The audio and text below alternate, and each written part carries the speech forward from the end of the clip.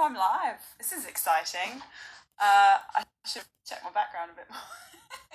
So I'm just waiting for Sarah Blake to come on. She says she's joined. Hi, Sarah. And she's going to get a thing say. She's going to hop on and have a chat about difficult conversations. It's very exciting. Hello, those that are joining.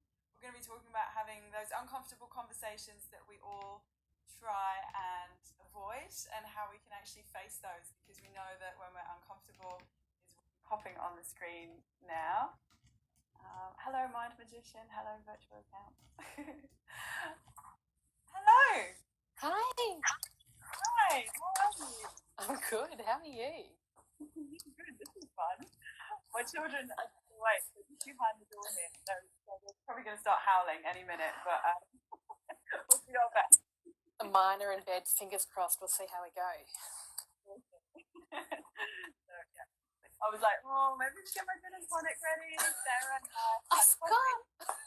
We've not had gin together yet, but that's on the plan. Next time, all right? But absolutely.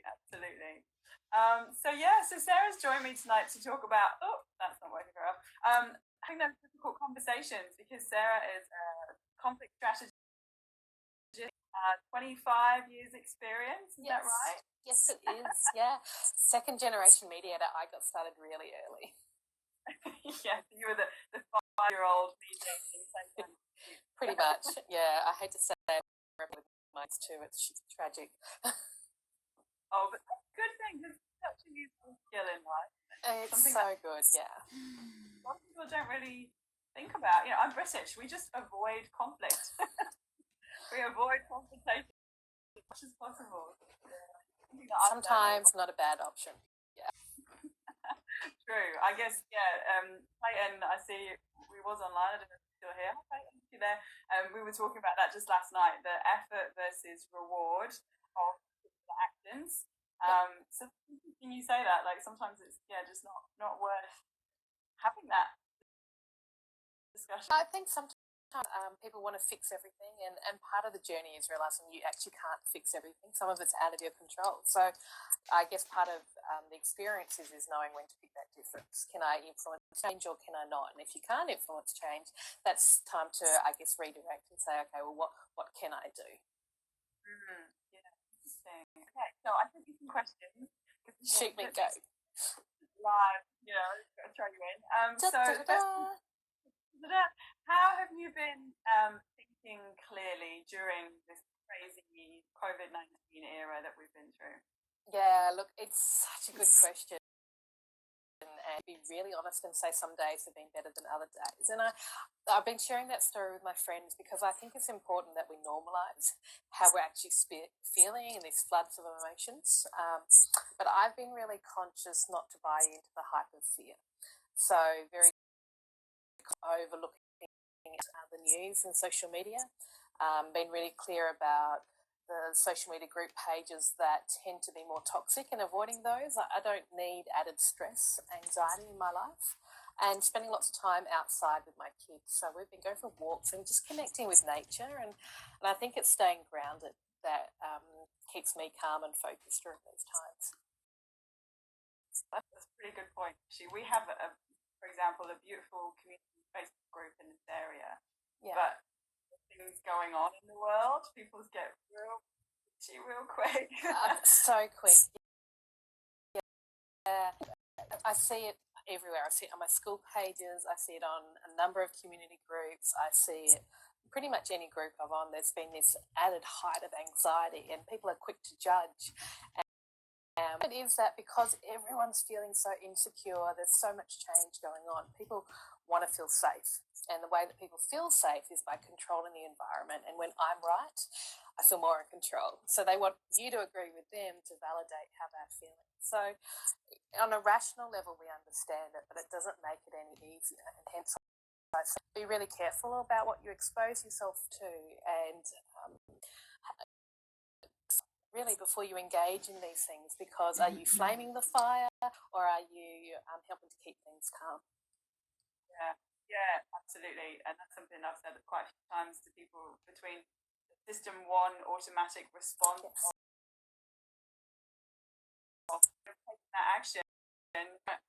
you said, we know rationally, logically, there's probably a reason for it. There's probably stuff we don't know, but we need to have a little pause, breath before we respond. And social media, you know, the irony here, the instant response from live.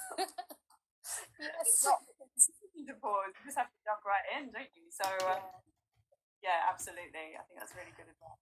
Yeah, and I think that that too, that social media can be a really great thing during this period. So we don't want to say don't use it and don't engage, but like Brené Brown says, create really clear boundaries around what's okay for yourself. You don't have to impose it on others, but really be confident and celebrate yourself in those moments, because it's going to help you stay calm and keep you focused and clarifying what's really important.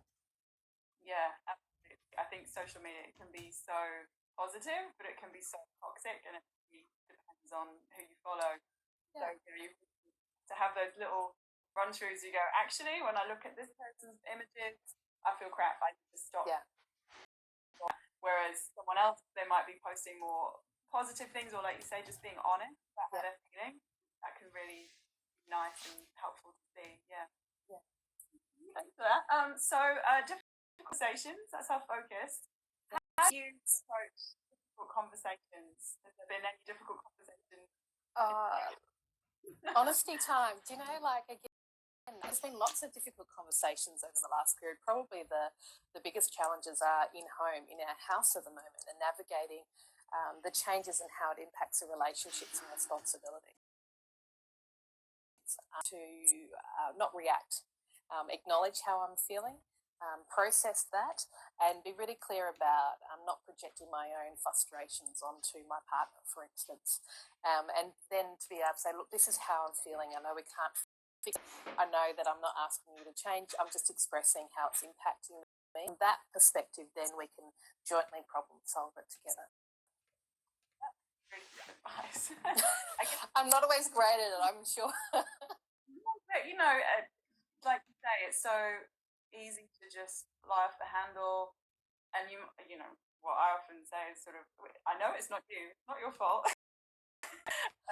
My phone was playing up the other day. I recorded a video thing for this, and it's that acknowledgement of it was very frustrating, as technical issues often are, and just separate from anything else or anyone on. I think, I snapped at my husband about something stupid little thing and just went, bah! As I'm sure many people are at the moment. And it was a matter of, okay, apologise, that's not okay, and I know that's not okay. So it's also taking responsibility. But it's really important that we don't avoid the difficult conversations, because what happens then is we place pressure on ourselves, and those frustrations and tensions start to build like a pressure cooker. So we need to really be attuned to where we are, what's going on for us, and take some time to think about what's really important to us, what matters to us in this moment. So it might be, I'm just not getting any time to me. I'm looking after the kids, husband, I'm doing X, Y, and Z, and I'm neglecting me. And it's not about it, but I need to acknowledge that my needs are important here as well. So when you take that time to say what's underneath this frustration, this challenges, lead to that difficult conversation to blame. Yeah, that's great advice. I mean, my default is to try and solve the problem, and so that around space, I must admit, I was like looking up Airbnb apartments, like, how can we get more space? Because that place is particularly small family home. So trying to find other outside the box kind of solutions to the situation. I feel like we're lucky that the restrictions are lifting and that schools are going back very soon for many of us. A lot of difficult conversations going on for all of us, with work, with home, with families, and just acknowledge that, I think, and we can't fix everything, we can't make it all perfect, and that's okay. Have space for where we are right now. I was going to ask you as well, in terms of your work, is it any different in a business context than in a home context? Is there a lot of parallels? In terms of the difficult conversations? Yeah, look, certainly in my industry, there's a whole part of different difficult conversations that are needing to be had right now that probably weren't being had prior to this pandemic. So there'll be difficult conversations around, I actually can't afford to pay my bills now as a business. What do I do about that? The stress and the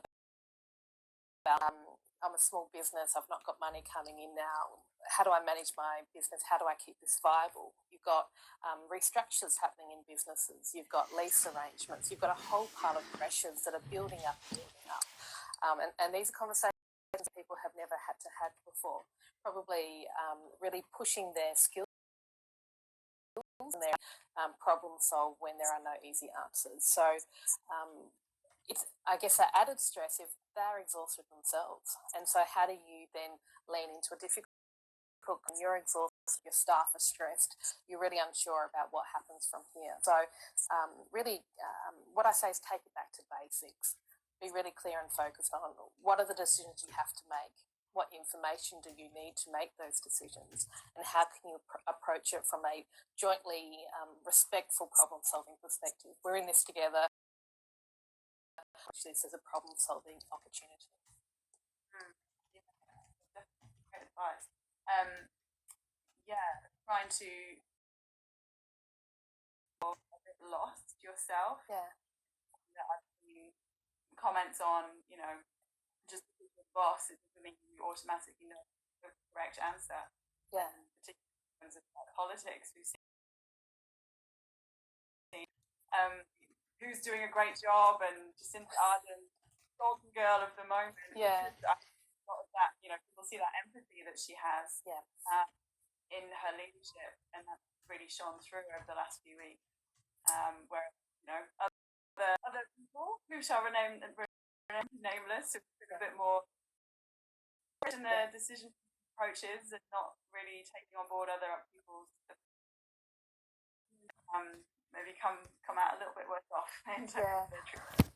Oh, look, there's some amazing examples of local support, and there's conflict emerging, but they've really lent into the conversation. One in particular, they start the morning with a whiteboarding session where everyone comes together saying, what's going on, what might we do? They're starting off the day, they're setting home from a really different perspective around, okay, what are these realities we're dealing with? And that they've been really courageous in also saying, this is where we're at. And, bosses, had bad days and melted down, and he's okay with that because it makes it okay for his other staff as well. He picks himself up. So we've got to be gentle with ourselves, proactive, and be curious, really. What could come from this? What are the opportunities that might emerge? Yeah, I think that's a theme that comes through in critical thinking, conflict resolution, something that when we first started speaking through LinkedIn, that it's about curiosity, it's about approaching as a learning experience, whether it's with your partner or one in the street who disagrees with you.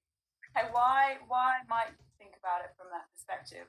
Yeah. And try to, we can never really put ourselves in their shoes, but to just take a moment to attempt to understand into their life up until that point, to give them perspective and those values which would be different to your own, right? Yeah, absolutely. There's always reasons behind why people are acting the way, and we often forget a moment that as we feel passionately about something, so too does the other person. So let's discover what is that in between, what is that curiosity that matters so much to both of us, and can we create some common ground in that? Trying to approach it from a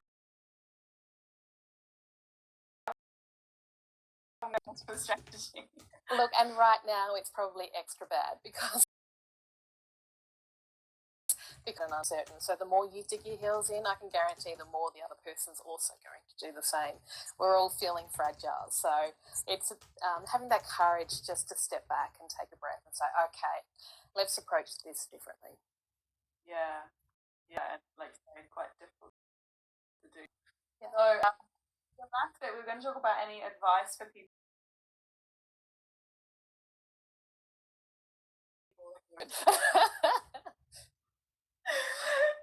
school, they don't need it anymore. Yeah. A question in about the new COVID-19 app. Now, I'm not going to ask you what you're doing about the app, because the question is not what would we do, but how do we have those discussions with people? And I've experienced this just this morning with people saying, how did the app, have you? And if you say no, then people go, wow, you're a terrible person. And then downloaded the app, have you? And then say that no, and then the conversation might be, oh, the government's going to be facial recognition and they're going to track your every move. And so how do we approach something like that that's very kind of values driven, very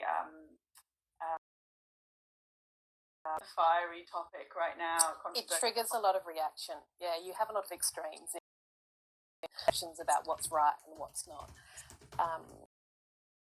Because part of the challenge is that people are feeling so much, and we all want to keep ourselves safe. We all right thing, and each person's perception of what the right thing is will likely be very different. And so my perception of what's right for me for you. So sometimes it's safer to, if I ask you that question and you feel a little bit uncomfortable about, I might say, have a pre-prepared response. So know what you're going to say, because it means that you're not put on the spot and you don't panic and go, and then potentially lead to some miscommunication. So have a think about what is really important to you in this. Is it saying, look, there's some really great work being done by everyone to try and keep us right for my family. I don't really feel comfortable sharing that with you right now, but just so you know that keeping safe is really important for us. And so what I've done is I've recognised their fears, but I've also honoured my desire to keep my decision to myself in an attempt to not escalate a potential relation. Yeah. I think in those situations where if it's someone you don't know really well, I always find just making light of it, use of humour, if you kind of know what might land. Yeah. It's easier when you know them. It's very sort of cultural kind of thing, but that's kind of my values, is very much about it's light and fun. If it be serious, it's not someone, you go, is it worth me for? Yeah, I have 90-odd-year-old neighbours. Many of them have very different views on the world to me.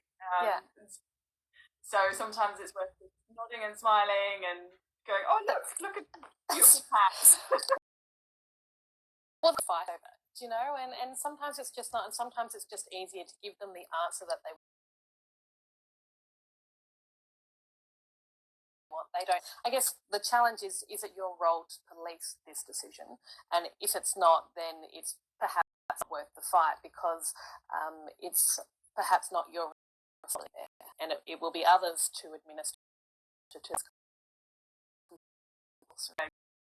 Not your job, so don't stress about it.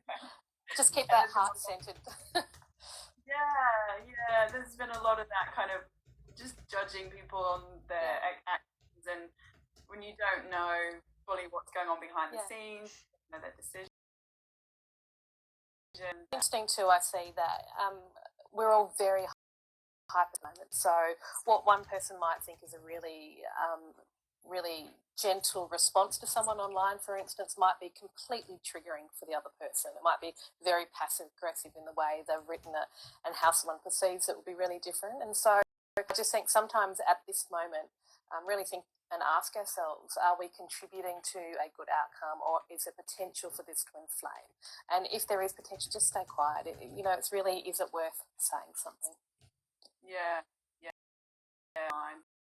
Once it's written down, you don't know who's reading it. Completely. Oh, interesting. And then another question is more work related.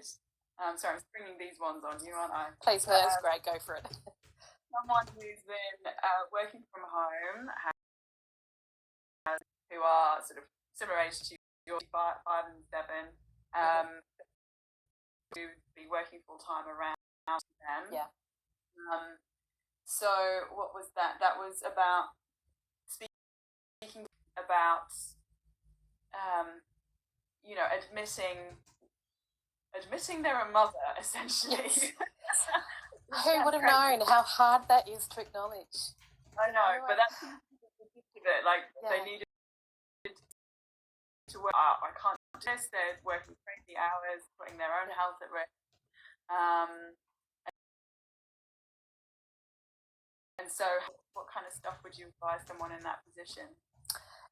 First of all, I always say prepare for the conversation before you have it. So sit down and spend some time about why is this important? Why does it matter to you? What might be some solutions you might contribute, so that when it comes time to have it, you've actually got some options there already. You're not being put on the spot. It's, you know, they could be talking my life. It's been really difficult for those of us that have been doing primary caring over this time and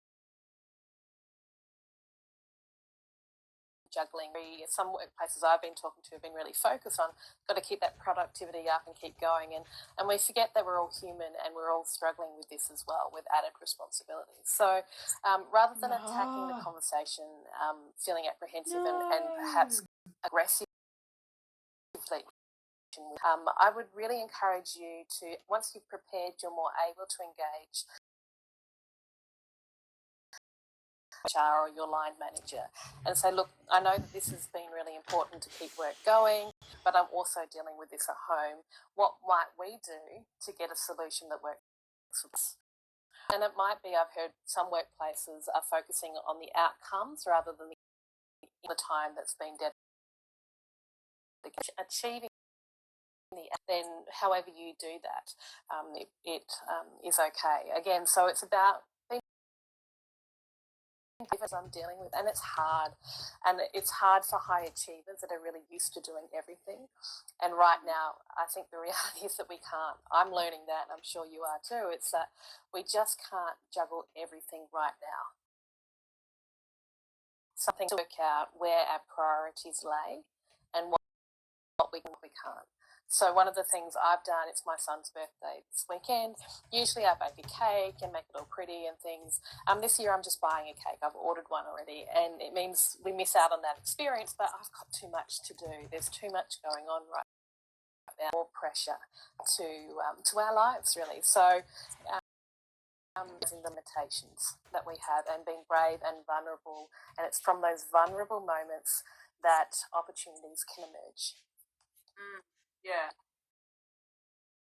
Kind of Brene Brown's kind of thing about, you know, being brave, being vulnerable, and just open in those situations. I think, you know, that home life, work life has collided like never before, and emotions are high. So very strange, and I'm sure you're very busy because there's lots of difficult conversations being had, and lots more to have. And I really want to normalise that for people, that it's okay. It's okay that you can't do everything. It's okay that you're feeling stressed and you're having a bad day, that you might have tears.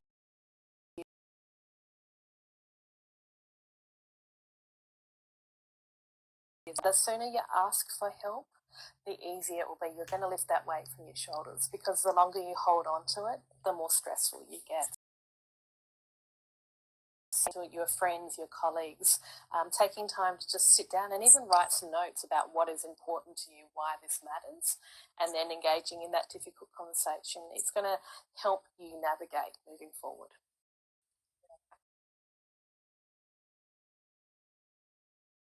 Absolutely. Next week, oh my God, week one. Nice to It's set up. So exciting. You're coming along to difficult conversations of kind of more extended version. We're going to, dig down deep. Yeah. And the different approaches and stuff. And it's very exciting. I'm so excited to be doing it with you, Sarah. Oh, I'm so excited to have some fun and work together. It's great. So thank you. You've got so much good stuff to share with. For joining me. We're going to sign off live. And see you later. Okay, bye. This thing off. Yeah, me too. See ya. Bye.